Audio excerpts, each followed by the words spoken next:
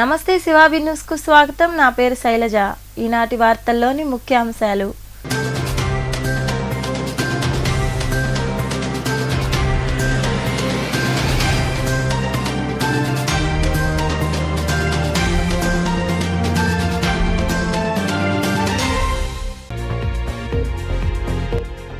పేదలకు ఇంటి వద్ద పింఛన్లను ఇవ్వకుండా అడ్డుకునింది చంద్రబాబే. గూడూరులోని సనత్ నగర్లో ఏర్పాటు చేసిన మీడియా సమావేశంలో టీడీపీపై విమర్శలు చేసిన వైకాపా ఎమ్మెల్యే అభ్యర్థి మేరుగ మురళీధర్.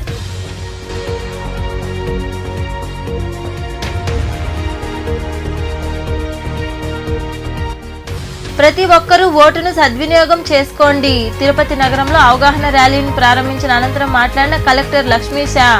ర్యాలీలో పాల్గొన్న అధికారులు, సిబ్బంది.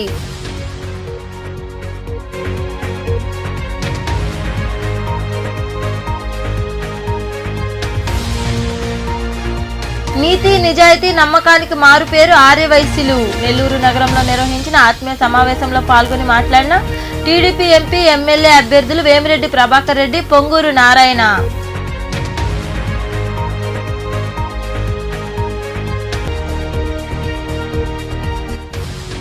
తెలుగుదేశం పార్టీతోనే బీసీలకు న్యాయం. చిలుకూరు మండలంలోని రెట్టపల్లి గ్రామంలో నిర్వహించిన జయహో బీసీ కార్యక్రమంలో పాల్గొని మాట్లాడిన టీడీపీ నాయకులు.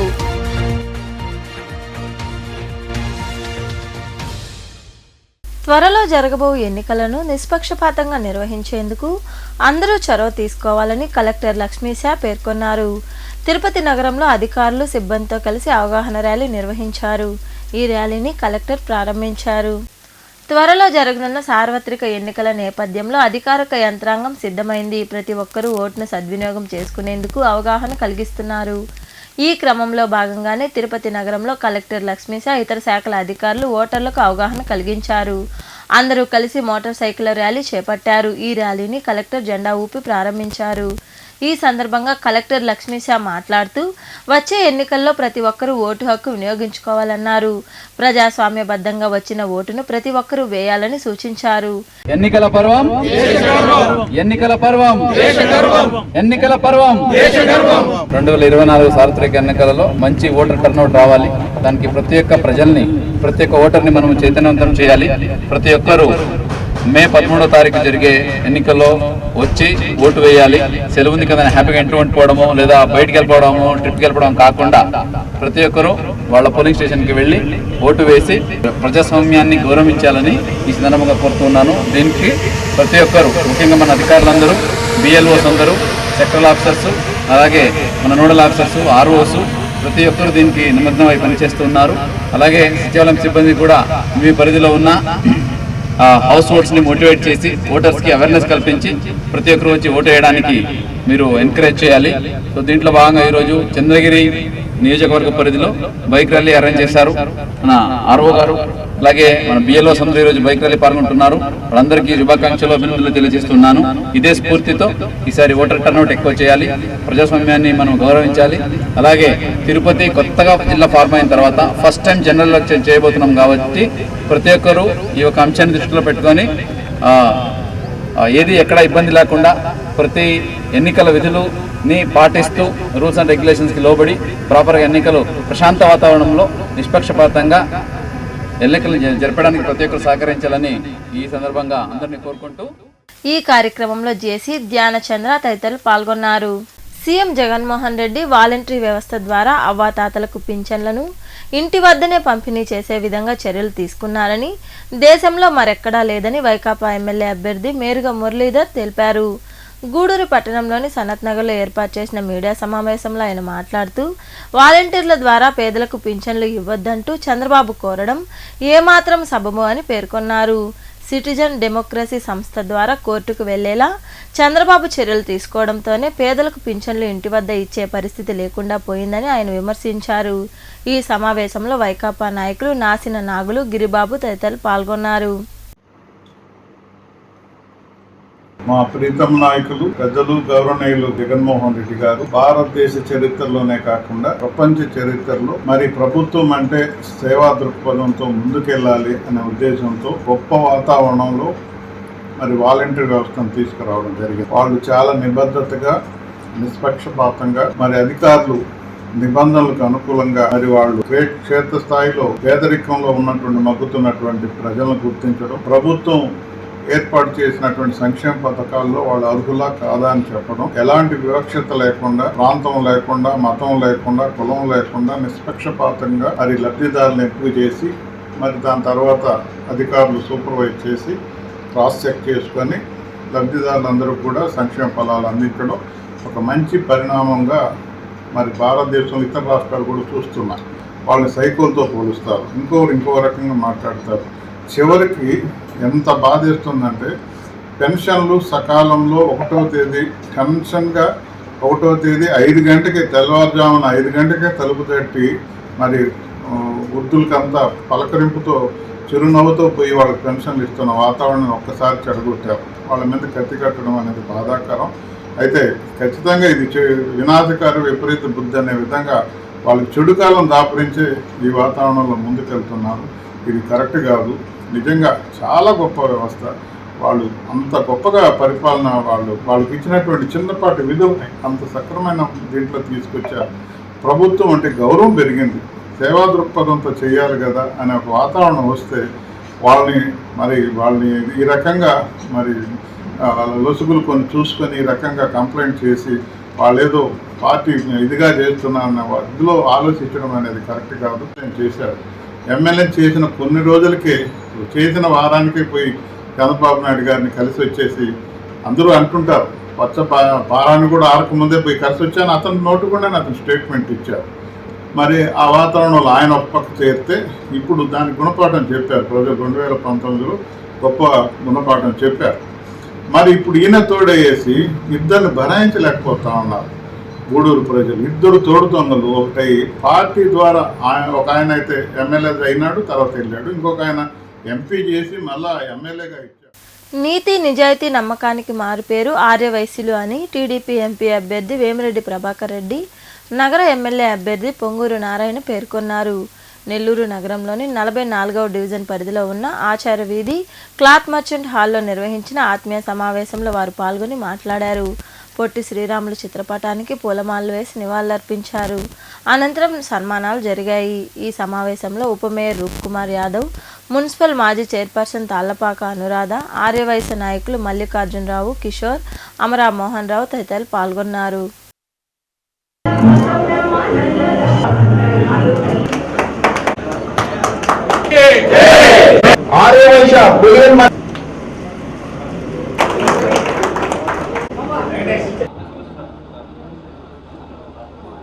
ఇద్దరు విత్డ్రా చేసుకోండి, చక్కగా కమిటీ వేసుకోండి, ఎలక్షన్ పెడతాము, మీరే ఎలక్షన్ బాడీ చేసుకోండి, మీరైతే డెవలప్ చేయగలని చెప్పడం జరిగింది. అయితే ఇంతలోకి ఎలక్షన్స్ రావటం, అది అనుకున్నది సాధించలేకపోయారు.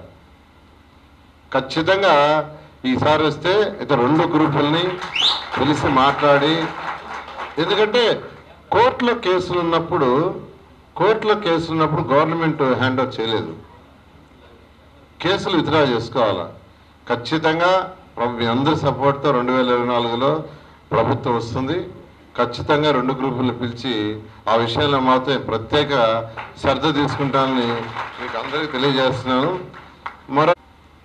వాటి విషయం కూడా నేను ఖచ్చితంగా దానికి సంబంధించిన పెద్దలు ఎవరైతే ఇన్వాల్వ్ అయ్యారో వాళ్ళందరితో మాట్లాడతా, వీళ్ళందరికీ మ్యాక్సిమం చేస్తానని మీకు సభాముఖంగా మాటిస్తున్నాను.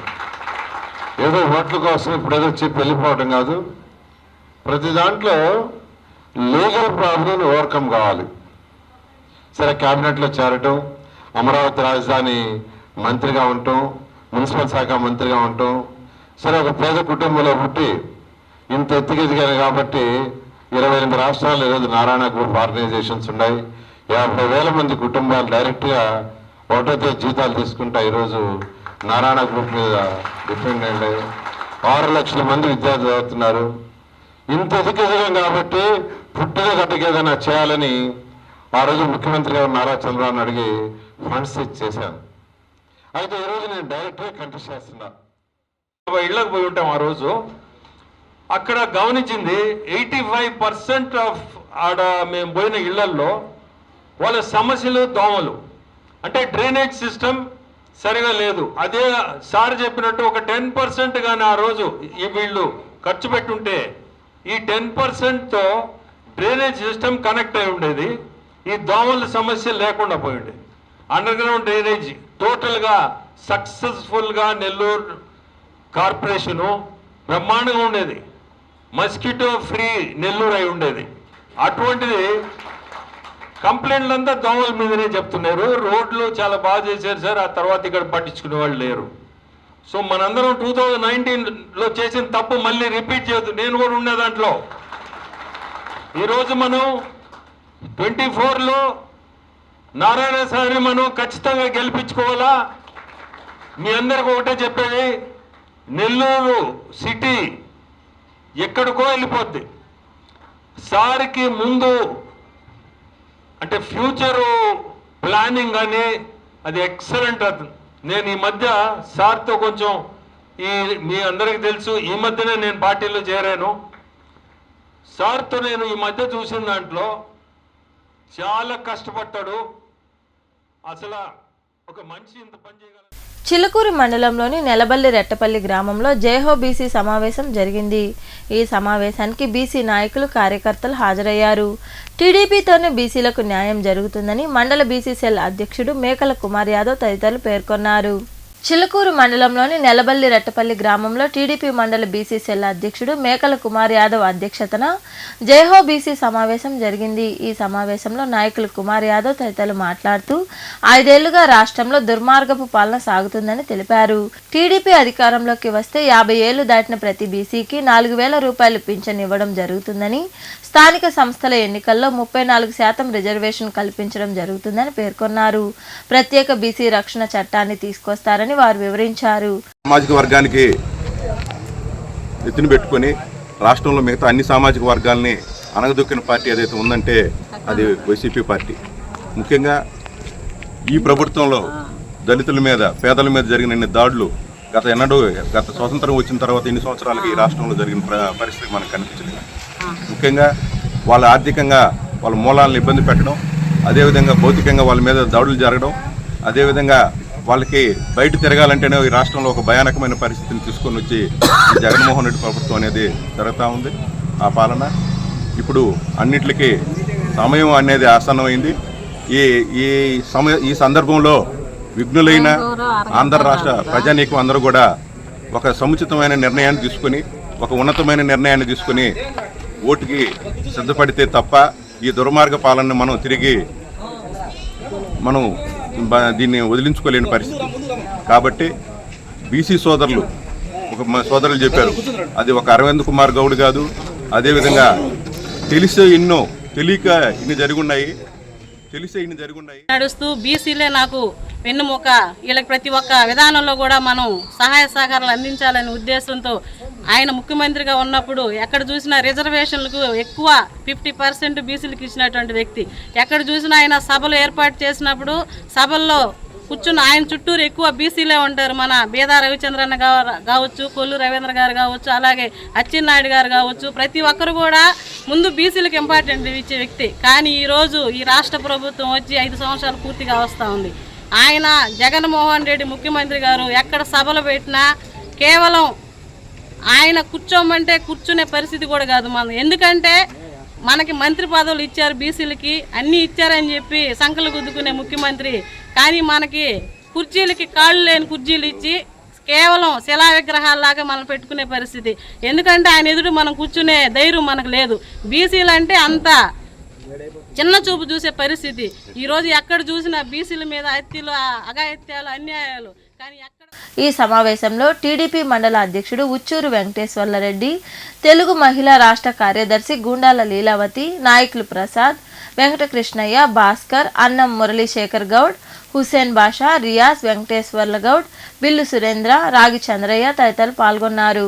కాంగ్రెస్, టీడీపీల నుండి వైకాపాలోకి చేరికలు జరుగుతున్నాయి. ఈ క్రమంలో భాగంగా కోవూరు నియోజకవర్గంలోని ఇందుకూరుపేట మండలం మైపాడు గ్రామానికి చెందిన కాంగ్రెస్ నాయకులు గజ్జల లింగారెడ్డి, ఊటుకూరి కృష్ణయ్య, దశరథ బాబు తదితరులతో పాటు బుచ్చి మండలం పెనుబల్లికి చెందిన టీడీపీ నాయకులు సుధాకర్ రెడ్డి, వంశీవర్ధన్ తదితరులు వైకాపాలో చేరారు. వీరికి కోవూరు వైకాపా అభ్యర్థి నల్లపరెడ్డి ప్రసన్నకుమార్ రెడ్డి, యువజన విభాగం అధ్యక్షుడు నల్లపరెడ్డి రజత్ కుమార్ రెడ్డి కండువాలు కప్పి పార్టీలోకి ఆహ్వానించారు. ఈ కార్యక్రమం కార్యక్రమంలో పార్టీ మండల అధ్యక్షుడు శ్రీనివాసులరెడ్డి తదితరులు పాల్గొన్నారు.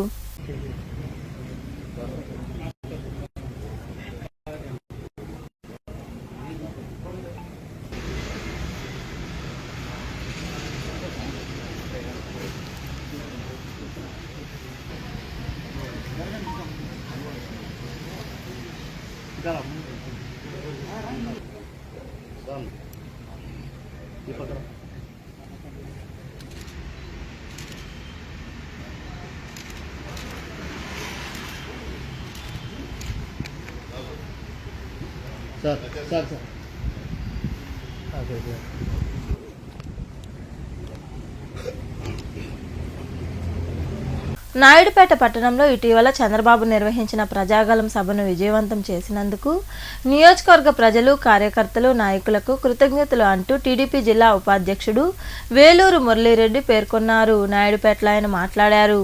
వచ్చే ఎన్నికల్లో సూలూరుపేట టీడీపీ అభ్యర్థి నెలవల విజయశ్రీ అధిక మెజార్టీతో గెలుస్తారని మురళీరెడ్డి వివరించారు. నారా చంద్రబాబు నాయుడు గారు నాయుడుపేటకి ఇచ్చేసిన సందర్భంలో సూలూరుపేట నియోజకవర్గంలో నెలవల విజయశ్రీకి అపురూపమైనటువంటి చంద్రబాబు నాయుడు గారికి స్వాగతం పలికారు. ఈ సభకు ప్రతి ఒక్కరూ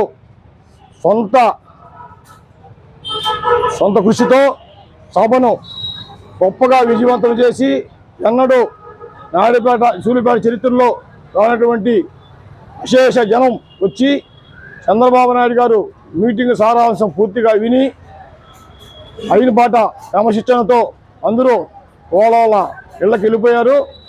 తర్వాత సభలో జరిగినంతసేపు వాటర్ ప్యాకెట్లు, మజ్జిగ ప్యాకెట్లు ఎలాంటి ఘర్షణ లేకుండా చంద్రబాబు నాయుడు అందరినీ ఇల్లిపేట వద్దకు రమ్మని వాళ్ళ సమస్యలన్నీ విని చెప్పి ప్రతి ఒక్కరికి భరోసా ఇచ్చి పోయినాడు. కాబట్టి చంద్రబాబు నాయుడు యొక్క సభలు విజయవంతం చేస్తూ మేము దాన్ని ధన్యవాదాలు అర్పిస్తున్నాం. చేసిన నాయుడుపేట ప్రజలకు మరియు తెలుగుదేశం కార్యకర్తలకు మరియు విజయభాస్కర్ రెడ్డి, నెలవల సుబ్రహ్మణ్యం గారికి, కొండేపి సతీష్ రెడ్డి గారికి, కందల కృష్ణారెడ్డి గారికి. వార్తలు ముగించే ముందు ముఖ్యాంశాలు మరోసారి.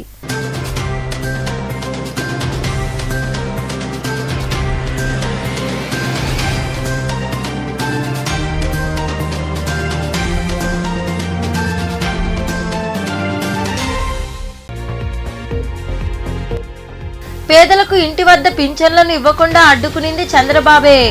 గూడూరులోని సనత్ నగర్లో ఏర్పాటు చేసిన మీడియా సమావేశంలో టీడీపీపై విమర్శలు చేసిన వైకాపా ఎమ్మెల్యే అభ్యర్థి మేరుగ మురళీధర్.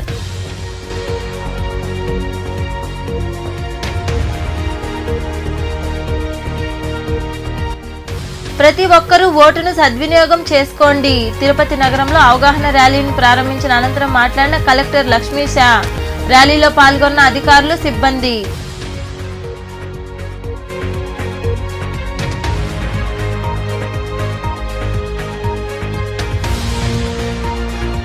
నీతి, నిజాయితీ, నమ్మకానికి మారుపేరు ఆర్యవైశ్యులు. నెల్లూరు నగరంలో నిర్వహించిన ఆత్మీయ సమావేశంలో పాల్గొని మాట్లాడిన టీడీపీ ఎంపీ, ఎమ్మెల్యే అభ్యర్థులు వేమిరెడ్డి ప్రభాకర్ రెడ్డి, పొంగూరు నారాయణ.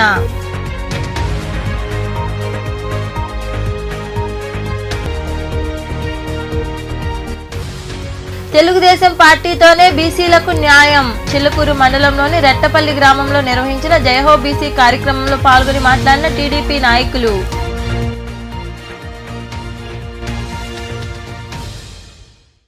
ఈ వార్తలు ఇంతటితో సమాప్తం. తిరిగి ప్రసారమయ్యే శివాబీ న్యూస్లో మళ్ళీ కలుద్దాం. అంతవరకు సెలవు. నమస్తే.